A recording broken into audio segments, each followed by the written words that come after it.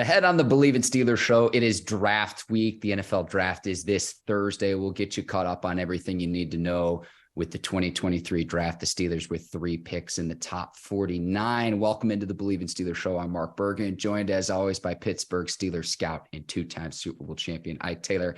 IT, right off the top, though, the wrath of Khan continues. Steelers trading for wide receiver Allen Robinson. Ike, I'm on record saying this. I think the Steelers absolutely fleeced the Rams in this deal. I love this deal for Pittsburgh. What say you, Ike Taylor? The news, Allen Robinson, a new Pittsburgh Steeler. Get a 7th pick, get a good player, then get a couple of picks down the line and give the LA Rams a 7th pick. Omar been working number magic. You know, he's from Louisiana. He's been doing his he's been saucing. He's been doing this Cajun sauce, you know, in that gumbo pot when it comes down to being a general manager right now. Omar, I told him, I just saw Omar. I said, oh, you doing your damn thing, baby. I ain't never seen this coming. Maybe next year I probably would have saw it coming. You like stepping over the line and really understanding and acting like a GM. You really supposed to be a GM because you making them with GM moves. But getting Allen Robinson, man, I didn't know Allen Robinson, Mark, was that huge of a human at that wide receiver position. You know, he's 6'3.5", legit, 220 and some change. So when I saw him, I was like, oh, okay. This dude here gonna help us big time. So we all was excited. They say Allen Robinson is a pro's pro. He's a man, low maintenance. That's exactly what we need. So he on board. He's a part of the family. And I'm just excited to see what he's going to do throughout the season. But yeah, Mark, getting back to I mean, it's Omar Khan. We might as well call him okay, because everything he's been doing has been okay, if you want to nickname him. So that's what I'm going to call Omar Khan, Mr. Okay, because you're pretty much okay with everything you're doing, especially with your moves that you're making as a GM. Allen Robinson, you know, the work pretty much speaks for himself, you know. Just a cool, like I say, low maintenance guy. When you got a guy who's low maintenance, who's productive as well, that's always good for the team. So just another weapon for Kenny Pickett, man. Kenny gonna have nothing but weapons, man. Yeah, 29 years old. He'll get back into the swing of things, Ike. And you're making the Rams pay for most of his salary for 2023. The Steelers are only paying for 33 cents on the dollar. The Steelers will pay $5 million of Robinson's salary. The Rams picking up the remaining $10.25 million. And I got to give credit to the Bleav Network, Jake Ellenbogen. He does the LA Rams show. The Rams are paying contracts to players, $74 million for players not on their roster. So the Rams have had a little bit of a fire sale. I'll say it, a fire sale outright after winning the Super Bowl, because you got Matt Stafford, Cooper Kupp, Aaron Donald on that team. They're now looking to move into a new transition. The dinner bill's finally due for the Rams. But from the Steelers standpoint, I look at it from, okay, you get a 29-year-old, an established veteran who's played at a Pro Bowl level. You pair him with Diontae Johnson, who's a different style of receiver. And it's almost like when we talk about receivers in this league, we talk about the different styles, the different kinds of cars you can have. I think Allen Robinson, you get into the mix and you get more receiving depth to pair him with Diontae, to pair him with George Pickens.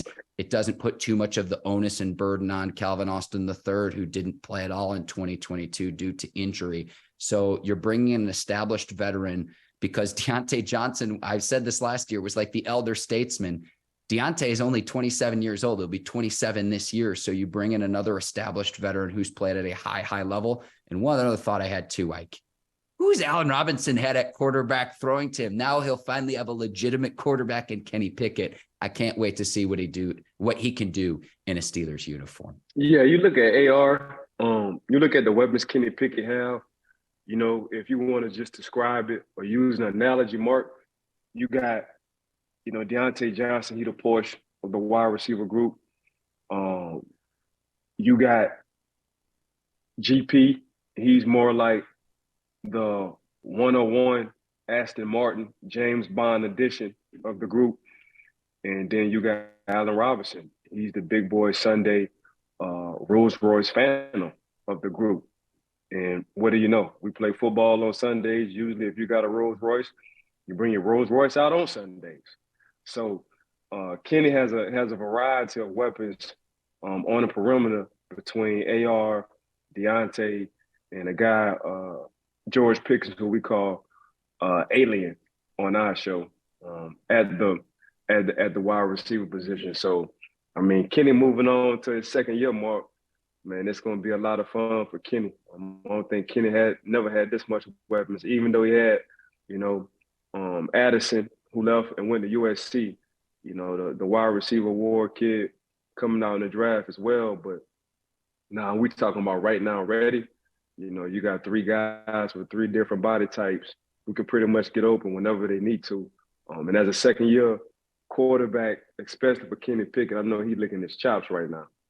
Yeah, I filling in for OBJ last year. That was kind of the role Allen Robinson tried to play, but the Rams' title defense was just like, okay, here's what happened. Jalen Ramsey is no longer a Ram now. He had a good season, but Bobby Wagner's no longer there. Leonard Floyd, Andrew Whitworth, the left tackle, Matt Stafford got hurt. So I look at the lack of production that Robinson's had the last 2 seasons, and it's like, is that really his fault?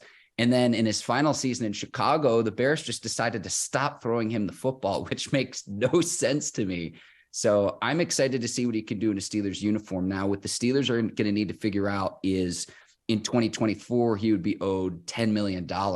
Is that level of production there back at a Pro Bowl level? Do you want to pay that premium for $10 million in a season? Or do you want to just roll with Deontay Johnson, George Pickens and company and say, hey, we have an out here in 2024. It's a great problem to have, because if he performs at a high level, that $10 million might be a sweet discount for Pittsburgh. So I love this move for a lot of different reasons, but beyond 2023, we'll see how he performs this upcoming season to figure out, okay, is he going to be in Pittsburgh long-term, or is he going to try to get another contract elsewhere? Because that's what he's working towards at this point in his career at the age of 29. Yeah, I think AR, the kind of guy AR is, he knows if he stays healthy, it's just going to be the level of production, Mark. And sitting at $10 million for a guy who's a former Pro Bowler in AR for 2024, that's a steal. So if he becomes healthy, we have 3 receivers that go for 1,000 yards apiece. AR would be cool. But Omar, that's what Omar did. Omar was a guy, you know, who did contracts for the Pittsburgh Steelers first, Mark. So that's home for him. Yeah. So I don't want to say what I think Omar will probably do, because I'm reading Omar's mind because I've been around him so long. Mm. But if AR wind up having a Pro Bowl season or get close to 1,000 yards and we want to keep him and he wants to stay, 10 is a steal for the 2024 season for a guy that caliber, my mind. Ike, the Penn State connection, and let's light up the scoreboard at Acrisure Stadium in 2023 and beyond. Let's roll. I love it. We need to take a quick break. Tell our listeners and viewers about BetOnline.ag. The draft is this week. Playoffs in both hockey and basketball are well underway. If you want to place a bet on any of the action, BetOnline.ag is the place to do it. Ike, all people need to do, go to the website, betonline.ag, use our promo code BLEAV to receive their 50% welcome bonus on their first deposit. You can see that on your screen right now. Yeah, all day, every day, 365, 24/7, whatever sport it is. Make sure y'all go to betonline.ag. BetOnline, where the game starts. Ike, Steelers draft needs back-to-back weeks. I get to talk to you when you're at the facility in the 412. I know you're a little bit limited in what you can say. I'm just going to turn over the reins of the show to you of what you can say, and I'll fill in the blanks from there. But it's an honor to be talking to you when you're literally boots on the ground in Pittsburgh. Yeah, it's pretty much whatever's available, you know, whatever we need. Some things I can't say because that's way above my pay grade. You know what I'm saying? A different kind of tax bracket, Mark. Mm-hmm. But just me going through this process, Mark, officially, unofficially, I've been around for a while, but just sitting in these meetings for the past 3 weeks in Pittsburgh, understanding how everything is ran, understanding how it goes, looking at the draft board, looking at the pool of guys, depending on what position, looking at everybody, really all 32 teams, and just trying to get a guesstimation on what they might do. It's been a real good experience. But what I will say, Mark, throughout our mock drafts, I Bleav and Bleav in Steelers mock draft that we did over the couple of years, we haven't been wrong and we haven't been off. Yeah. So whatever we doing, let's keep that going with these mock drafts, because the way now that I'm sitting in here and I'm looking at the way we talk about these mock drafts on who possibly can go where, we ain't been too far off, Mark. I will say that. I love that, Ike. And so for the first time since Plaxico Burress was selected in 2000 in the first round, Steelers have a new general manager in the war room in Omar Khan. Now, obviously, Omar Khan has been there for a long time, working alongside Kevin Colbert. You got Andy Weidel as well, coming over from Philly as well. So those three of Omar Khan, Andy Weidel, Mike Tomlin working in the war room. And Ike, it's my understanding you're also going to be in the war room on draft day as well. Yeah, I be in there suited and booted. Trying to pick my outfit out. I think I got the shirt. I got the shirt already. I got the pants. I just need to get the blazer. And, I'm going to come with some Vans shoes. So it's going to be something comfortable. A little West Coast mixed with a little South. That's just my style. That's just my personality. So, yeah, Mark, I can't wait to get suited and booted for this draft day, these 3 draft days, Thursday, Friday, and Saturday. But I'm more excited about the guys I think potentially we're going to get. But I'm very excited about my outfit. I can't blame you. I mean, there's a reason you're swagging you. Now, Ike, if I'm far off, let me know. Here's kind of how I see the Steelers draft needs. And again, I think you hit the nail on the head of the Steelers have positioned themselves to draft best available, but where they'll be at 17, 32, and 49, those are really the first 3 picks that I'm looking at. So cornerback, and it's like, okay, Christian Gonzalez might be off the board. Joey Porter Jr. might be off the board at that point. So in my mock draft, Ike, and I filled one out on Pro Football Network's website, I had the Steelers taking Devin Witherspoon out of Illinois with the 17th pick. And the reason being is if they do draft a corner in that slot, and a lot is going to depend on what happens in the first 16 selections, it's someone who would be able to learn alongside Patrick Peterson, who you now have under contract for 2 years. You can learn from Minkah Fitzpatrick, 2 players who have played at an all-pro level as defensive backs in the NFL. So that's where I started with my mock draft, but other areas of need that I saw as well. You could get Kenny Pickett, a bodyguard for the next decade plus. I don't see anything wrong with that, and improving the offensive line. Also, edge rusher depth. You've got TJ Watt and Alex Highsmith. Highsmith is entering a contract season. Do you want to position yourself to where if Alex Highsmith demands a premium next offseason, you've got to think, do you want to franchise tag him? Do you want to try to work out a long-term deal? Or do you want to go with a younger, cheaper, less expensive player, given what his market value will be? One other thing I think the Steelers need, Ike, and I think Allen Robinson helps solve some of this. But when we talked to Craig Wolfley earlier this year, the Steelers color commentator on the radio broadcast, it's the splash plays. How can we have an explosive offense in the 2023 season and beyond with Kenny Pickett and company? Those 20-plus yard plays. Are there playmakers available, whether it's a receiver, a tight end, another running back that you can get into the mix that can help the explosive plays on offense? I think upgrading your offensive line will go a long way in doing that. But those, to me, are what draft needs that the Steelers have that I've identified, at least from my 2 eyes. Since you was talking about cornerbacks, the 3 guys you named, Gonzalez, Porter Jr., and Witherspoon, not in that order, but, I think Devin going to be gone. And really, when it comes down to this draft, you know how it was last year. 2 corners came off the board real early in the top 5, and it just was a domino effect.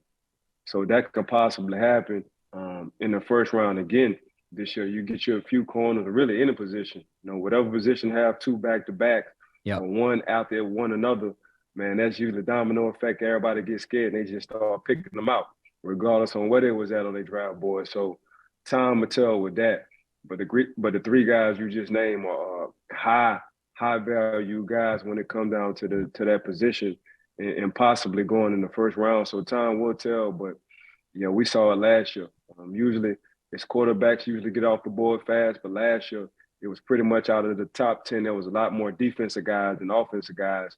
And heck, it was about in the top 15, it was about 3 corners that flew off the board last year. So now people are starting to see the value of corners because this game has been so spread now, and they're lining up with 3 receivers on the field rather than 2. They taking a tight end off and putting a slot receiver in there more and more each formation, more and more each down. So guess what you need? And your third corner, your first and your second corner got to be real good corners. Your first corner got to be a dog. Your second corner got to be Robin. Your third corner got to be the cousin of Robin who can hold his own. So that's just what it is. That's just what the generation is going to. That's just what the NFL is going to. They're lining 3 receivers on the field, and they say, man, we're gonna pick on the weakest cornerback, and that's exactly what they're doing. So the value of cornerbacks nowadays, Mark, is getting real high. Yes, yes. I think you could say the same thing about the offensive tackles in this draft too.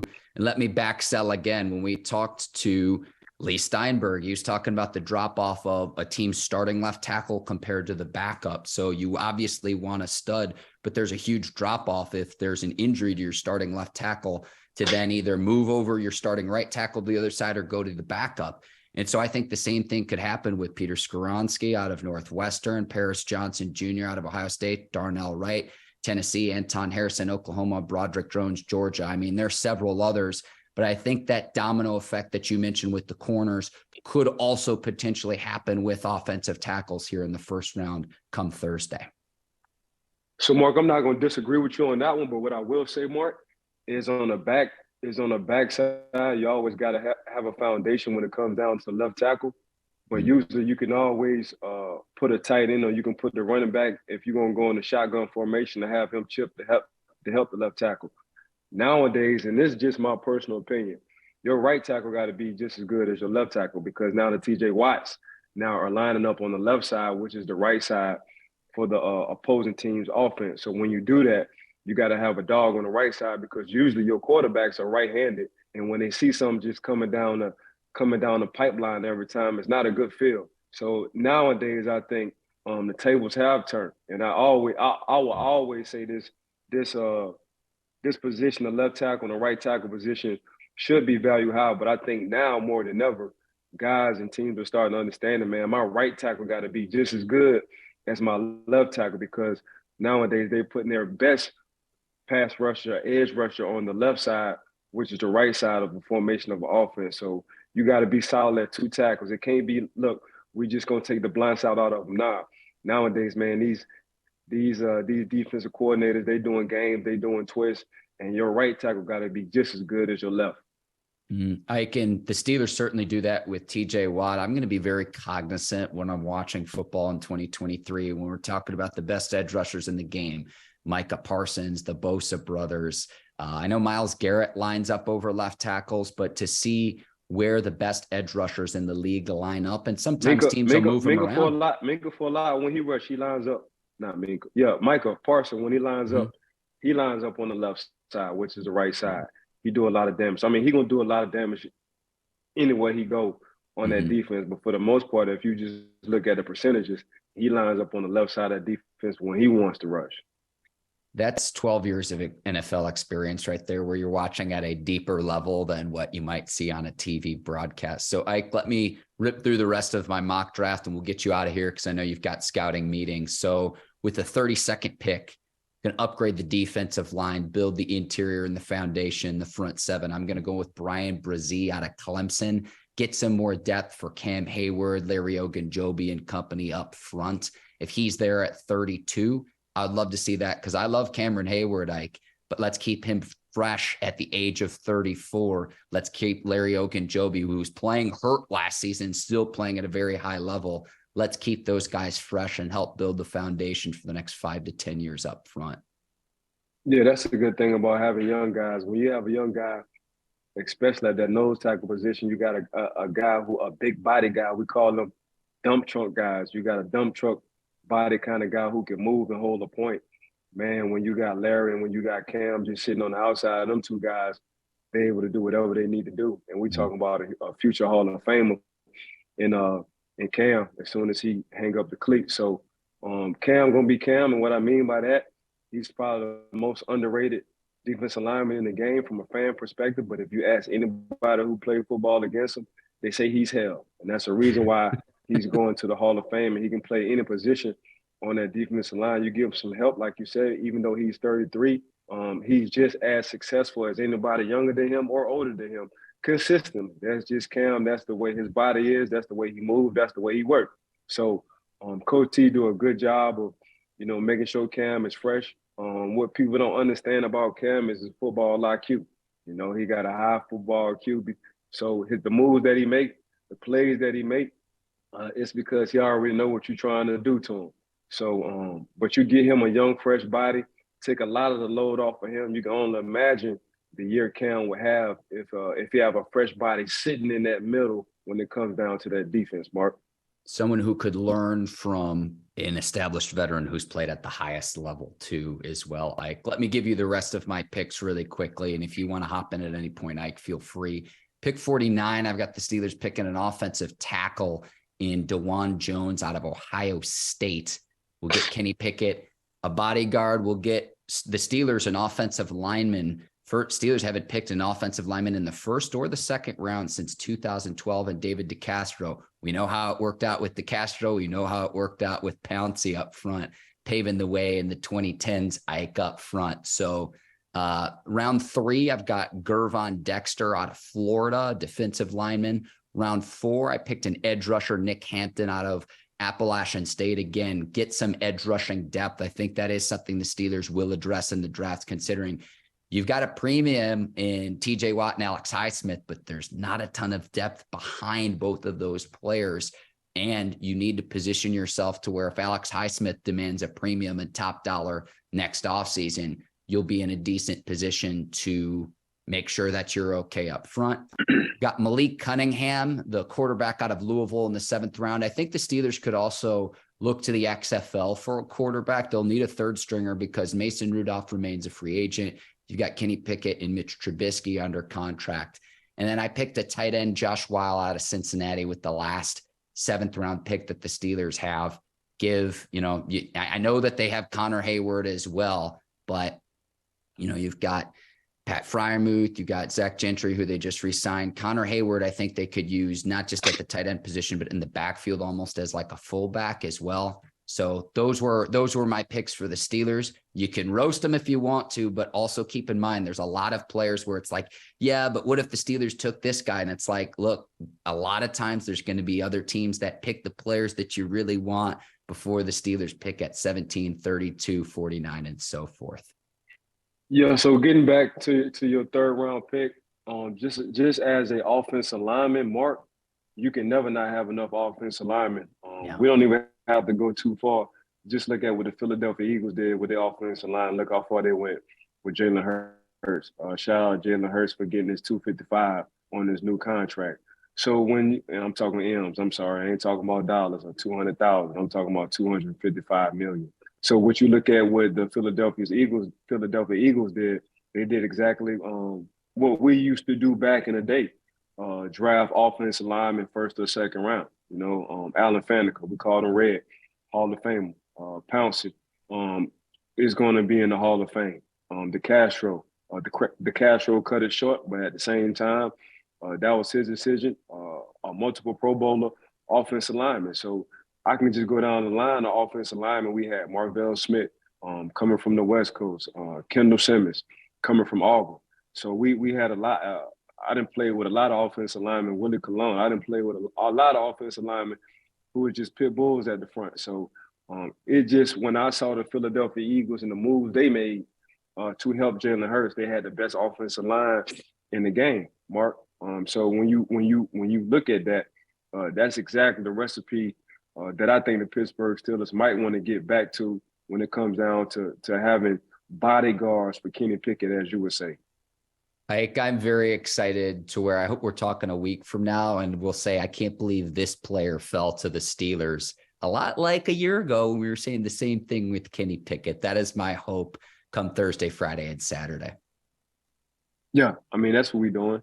Getting back to your other position, edge rusher, Pittsburgh historically, it always comes down to finding an edge rusher.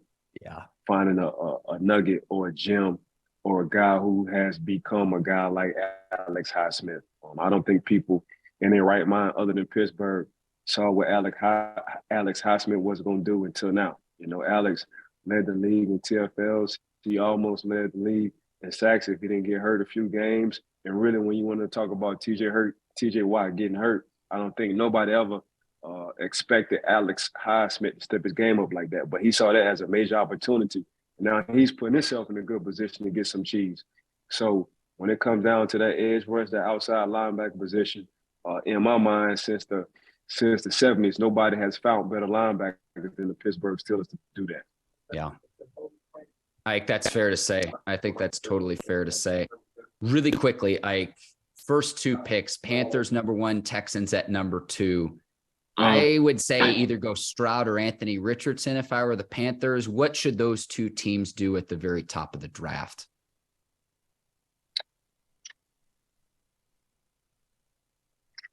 I like AR.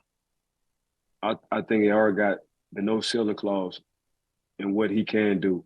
I think AR is the best athlete / quarterback.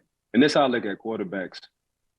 When you got quarterbacks who are in major top Power 5 colleges, who they throwing to? Is the offensive line going high in the draft? Is their running backs going high in the draft? Is their receivers going high in the draft? Okay, name one Anthony Richardson receiver that you think that's going to go first or second round. Name one offensive lineman from Florida that you think that's going to go first or second round.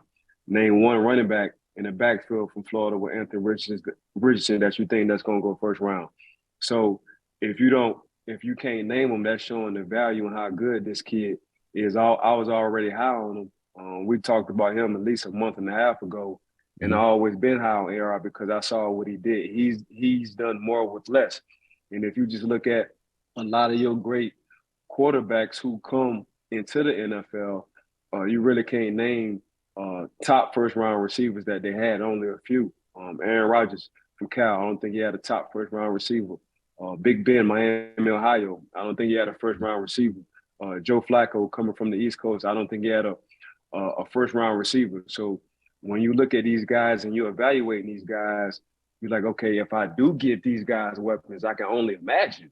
So the Brett Favres, the John Elways, just look at these guys who in the Hall of Fame didn't have these luxuries that a lot of these Power 5 quarterbacks have when it comes down to the perimeter guys. So that's why I value AR so much, because he's done a lot with little. Like, he's done more with little, and that's why I had him as my top quarterback. Other teams might look at it differently. I'm just saying, when we played guys, Eli Manning, and Eli was a TB12 go-getter. And when you look at TB12, Tom Brady, who did he have to throw to in college? That was a first or second round receiver. So that's when I look at the quarterback position, that's exactly how I value my quarterbacks. Now, when it gets to the league and you give them guys to throw to, it's like, man, I told you so. So just athletically, AR go with the right coach, go with the right situation. They're gonna take off. Obviously, he's gonna be around better receivers that he had. And this is no knock to nobody at Florida than Florida. So when you give him that kind of recipe and you give him a coach that know what to do with his athleticism, Mark, that's why I say there is no ceiling for AR. And that's why I think he's the best at that position in the draft. So if he were to go one, which it's looking like it's going to be Bryce Young, who is the heavy favorite out of Alabama, what do you think the Texans should draft Richardson at 2 then? I'm going for AR. If I was in that position, if I was the GM, I'm taking AR. I'm taking AR. And I know you're saying this too. Like, you're not saying this to get clicks. We've been doing this now for several years, and I always just sit back and listen. I'm getting a glimpse into your brain about how all this works. And I think about the development. You tell me all the time about how quarterbacks need to force defenses play 11 on 11. And when the Panthers had a quarterback 6'3", 6'4" out of the SEC several years back in Cam Newton, I'd say it worked out for them.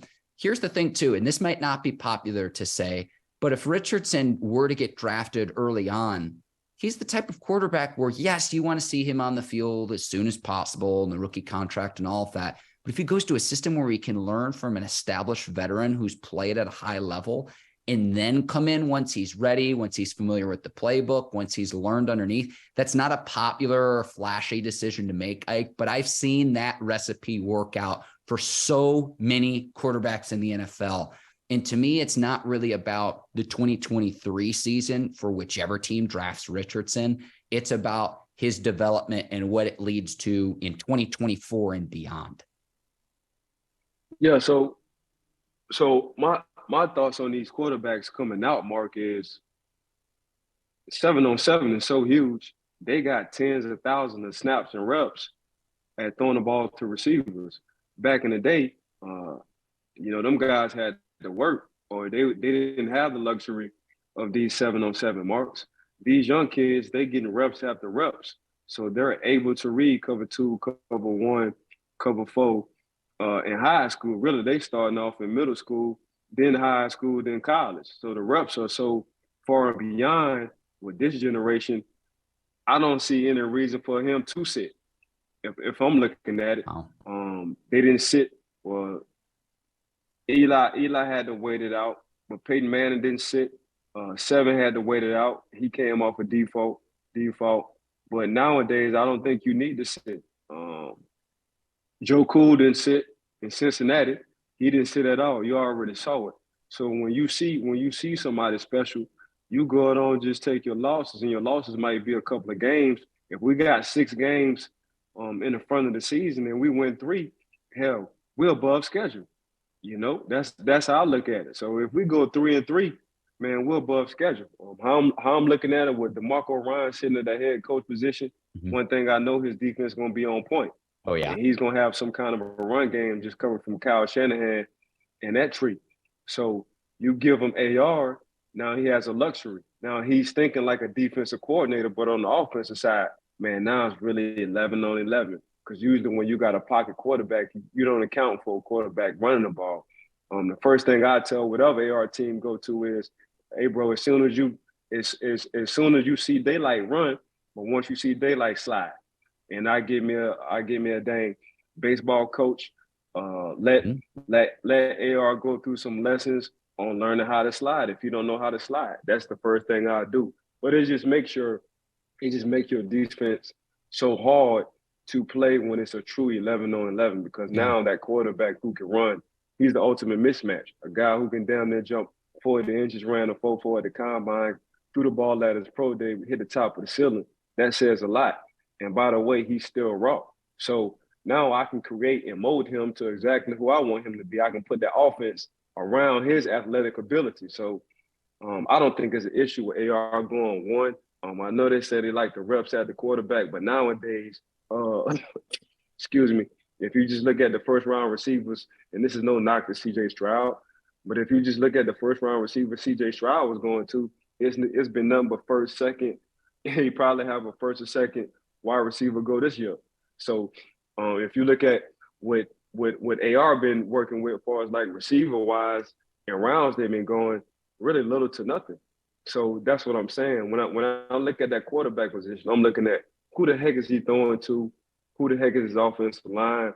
Does he have a first round running back and so on? So from that perspective, that's why I always looked at him like there is no ceiling. The sky's the limit for him, and really space is the limit for him. So that's why I would pick AR if I was GM at the number 1 receiver, and that's the reason why. That's incredible, Ike. And I will say this, I am on record saying this. I think the Seahawks would be the best fit for him early on in the draft. Geno Smith, Pete Carroll and company, where he could learn, Ike. I know it's not popular to say this, but I'm just. No, it's not popular, but Mark, you're it not, works. You're it not works. wrong. You're not wrong. And we don't do nothing for clicks alike. We don't care nothing about that. We just talk football. But that would be a perfect landing spot, because you already know with the running game, they got a 2-headed monster over there already. Their defense is getting back to that old Pete Carroll's defense. So you just signed Geno. We see in the offseason, Geno is working his butt off. He signed a 3-year deal, well deserved. And if you want somebody to sit under Geno, it would be AR. And Bobby Wagner's back too, Ike. Let's get you out of here on Thursday, Ike. I know you'll be in the war room. We will have a special guest to preview the draft here on the Bleav in Steelers show on Thursday morning. So that will be out in advance of the draft. we'll get you all caught up on everything that the Steelers did following the draft as well. Ike, I know you'll be busy. I'll at the very least provide reaction to whoever the Steelers pick at 17. I cannot wait. This is my favorite event every year, and the draft this year in Kansas City, Missouri as well. So I am so pumped, and Ike, I'm very happy and proud of you too. Boots on the ground in the Steelers scouting department, physically being in the war room too. I can't wait to ask you about what it was like the moment of whoever the Steelers end up selecting. It's going to be a big, big week for the Steelers, the league, and beyond. I am fired up this morning. Yeah, I'm getting real anxious. For me, this felt like a Super Bowl. Thursday can't come quick enough, So it's a real good experience. It's really everything I done dreamed about, everything I thought scouting could be is that plus more. The process, I love the process. So we've talked about this for about 3.5 years on our show. I'm actually sitting in the war room, Mark, being a part of this organization, being in the game, but not being in the game, if you understand what I'm saying. Mm-hmm. So just truly blessed, to be honest with you, Mark, just truly blessed. I thought I would want to go a different route. Obviously, the good man had another plan for me, so I just had to sit back and just take it from him. And his plan always worked. We always got goals and things we wanted to do, but the good man always have other thoughts on other chapters or other stories, and you just got to sit back and take it and acknowledge it. So this is exactly what I'm doing. So everything working out good. We talked about this. We talked about the show. You have your goals and what you want to do. We're not far-fetched from hitting them goals as a duo. So it's just timing is everything. Our time will come when it comes down to these podcasts. Don't even trip. We ain't doing nothing but building blocks, depositing money in the bank, and that's just continually getting better on these shows and giving nothing but insight.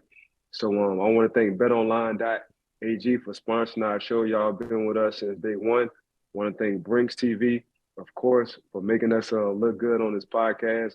Got to thank Bleav in Steelers podcast for giving us the opportunity again. Want to thank everybody for tuning in. Make sure y'all give us a 5-star rating. Tuning in, all our fans and viewers for tuning in to Mark and I. Got to give a shout out to my little bro Mark for just rocking with me since day one. It became a I don't know you to a friendship to a brotherhood. That's just what we're doing. So I want to thank everybody for tuning in with us, and I'll let Mark close it up. All right, Taylor, I'm Mark Bergin. Thanks so much for watching the Bleav in Steelers show. We will leave our social media handles in the notes. A lot of content this week. Enjoy the draft. We'll see you later this week. Until then, take care, and so long, everybody. Peace.